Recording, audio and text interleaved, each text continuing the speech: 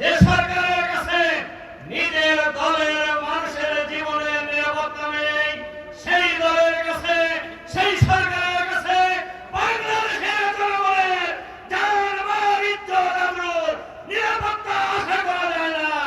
কাকে খুশি করার জন্য দেশে বিশৃঙ্খলা সৃষ্টি করা হচ্ছে? গত 21শে জুন গাইবান্ধার সাগরবা থানার ঘোড়ারপাড়া ইউনিয়নের ছাত্র শিবিরের সভাপতিকে নৃশংসভাবে গলা কেটে হত্যা করা হয়েছে। এই গত 4 মাসে এই সরকারি দলের হাতে 605 জন লোক নিহত হয়েছে, তার মধ্যে 288 জন বিএনপির লোক নিহত হয়েছে। বাংলাদেশের মুক্তিকামী মানুষের প্রিয় নেতা, বাংলাদেশ জামাত ইসলামের সংগ্রামী আমির, জাতীয় সংসদের মাননীয় বিরোধী দলীয় নেতা, সংগ্রামী জননেতা জনাব ডাক্তার শফিকুর রহমান, 11 দলের শীর্ষ নেতৃবৃন্দ, সাংবাদিক বন্ধুগণ, সংগ্রামী ভাই এবং বোনেরা, আসসালামু আলাইকুম ওয়া রাহমাতুল্লাহ।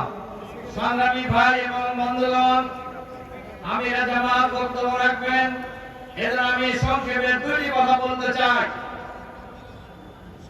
সব সময় আমরা দেখেছি সরকারি দল পরিবেশ শান্ত রাখার চেষ্টা করছে, এবারে আমরা ব্যতিক্রম দেখছি, সরকারি দলের নিজেরাই দেশে বিশৃঙ্খলা লাগানোর চেষ্টা করছে। এরা কিসের আলামত? কাকে খুশি করার জন্য দেশে বিশৃঙ্খলা সৃষ্টি করা হচ্ছে? গত 21শে জুন গাইবান্ধার সাগরবা থানার ঘোড়ারপাড়া ইউনিয়নের ছাত্র শিবিরের সভাপতিকে নৃশংসভাবে গলা কেটে হত্যা করা হয়েছে।